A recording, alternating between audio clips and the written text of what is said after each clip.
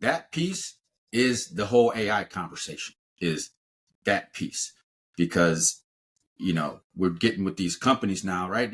We see these AI models out here, the chat GPTs and all that, but companies are going to have their own models for their own businesses. It's just machine learning, right? It's just taking all the data points that we can get and start running the probabilities on them to get predictable as to analytics in basketball and baseball.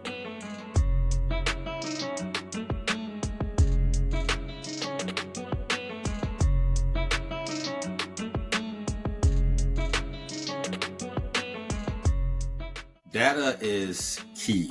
I think that from a preventative safety standpoint, it is probably number one, because with the data, the way the technology is moving now, the more data that you have, the more predictability you'll have when it comes to different things that can come up, different incident reports or different injury things that could happen or equipment failures. So you want to collect as much data as possible. And then once you get that data, have a way to be able to build it into some sort of model, into some sort of reporting that is digestible. Because, I deal with a lot of companies now where they get a ton of data, but it's in spreadsheets and nobody knows what this means or where that's from, or it's in paper. Get some sort of centralized way to get it, keep it, catalog it, organize it, so that now you can actually look at it and get some insights from it.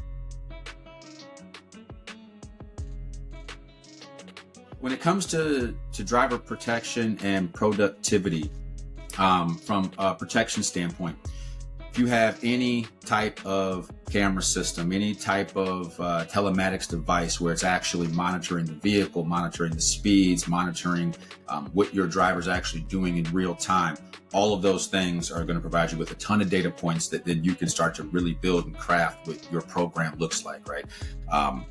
Is speeding the problem? Is heavy braking, hard braking the problem? All these things that lead to accidents. Then you can start to build trainings around those things. And as I like to tell a lot of people too, like start doing some carrot type things, right? Rewarding people for good driving, all these things to build habits, which become repeatable, which ultimately would bring that down. Now, from a productivity standpoint,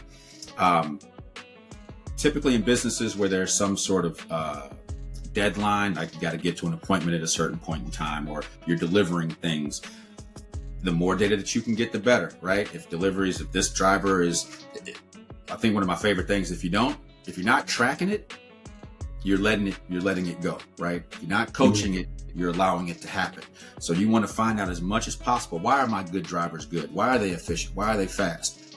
What is happening with the guys who are not doing as well, right? How can we fix those things to get everybody in the same place? So you want to just build repeatable processes. And again, take the data, mold it, and use it.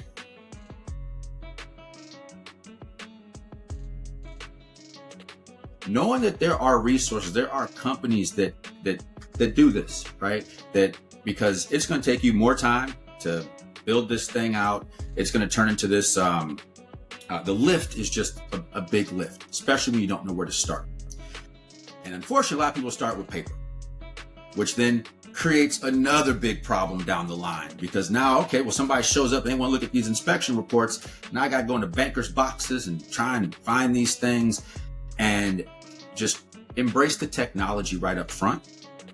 Start there. It's not, and I think when people start to think about the cost sometimes, which is there, the cost is going to be alleviated, right? The amount of time it takes for your people to go out and do these things when they can have something from a digital standpoint to get it done quick and make it cataloged and easy to access when you need it, I think is the biggest thing that people need to adopt to prevent future hurdles.